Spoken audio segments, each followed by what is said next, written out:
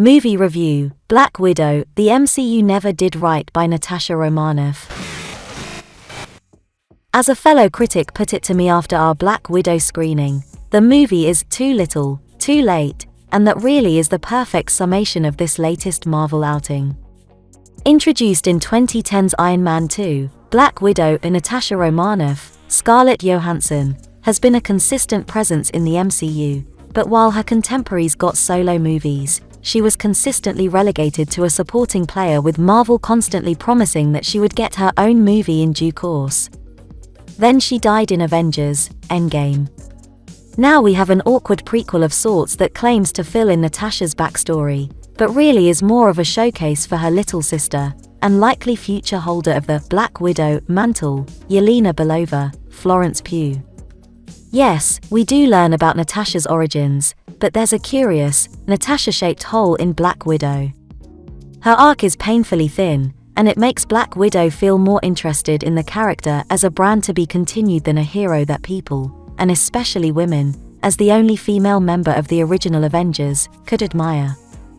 After a prologue recounting some of Natasha's childhood, along with awkward opening credits that not only tip the film's hand at a later reveal, but also use a cloyingly sad cover of Smells Like Teen Spirit, the story picks up in the aftermath of Captain America: Civil War.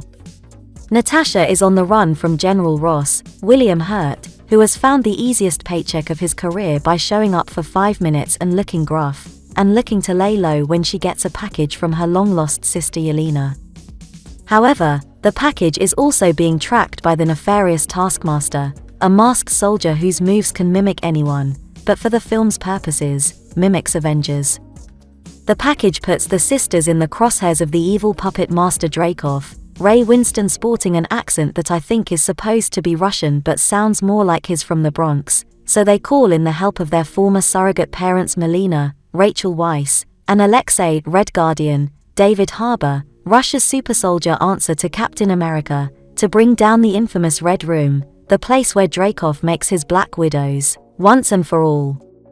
You can see the faintest outline of the character arc intended for Natasha with this movie in that it's ostensibly about family.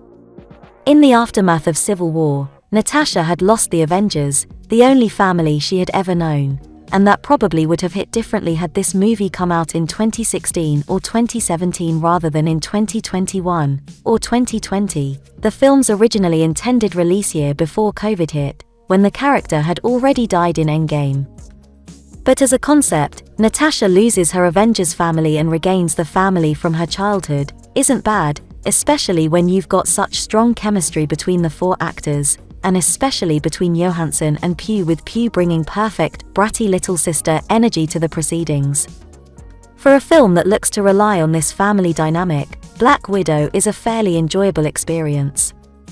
The problem is that this family stuff, and especially Yelena, is largely crowding out Natasha taking a lead role in her own movie. The movie rarely takes a moment to even settle before Natasha is thrust back into a new mission, and that mission involves Yelena, but we never really get to understand where Natasha is coming from. The film is filled with markers of Natasha facing herself, the arrival of her family, the involvement of other Black Widows, the fact that Taskmaster's ability is basically a mirror of its enemy, but little introspection from the character. In this way, Black Widow creates more of the outline of Natasha than delving into her character and challenging her in such a way that it creates a kind of personal growth, albeit a growth that would feel somewhat underwhelming given that she's now dead. As a Marvel movie, Black Widow feels like it ranks near the bottom of the MCU. While it's still funny, Marvel movies know how to do comedy, and has some okay action scenes, there's nothing here that's particularly memorable, including one climatic showdown that feels like it should be electric and instead feels rote and mechanical. The whole endeavor plays as largely perfunctory. Fans consistently demanded a Black Widow solo movie, Marvel dragged its feet, and now it's finally here as some half-formed thing that's part origin for Natasha but also an origin for Yelena. Imagine if they had never made any Captain America movies and then after Endgame they finally made one where it's Cap handing the shield off to Bucky and you can see how rushed and shallow Black Widow plays.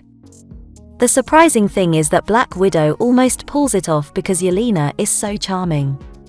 If you can set aside any affinity towards Natasha and what the MCU owes her narrative, then you have a shiny new character that will likely establish herself as a new fan favorite. Pugh has been crushing it in movies for years now, and she's terrific as Yelena. At the very least, we know that when Yelena inevitably takes over the title of Black Widow, she'll have a different spin on the hero than Johansson, which makes the future bright for the character even if this solo movie doesn't have much interest in doing justice to the present. While the family dynamic is fun and the mission is standard Marvel fare, Black Widow ultimately feels like it's telling the wrong story, but it has no choice given where it falls in the MCU timeline.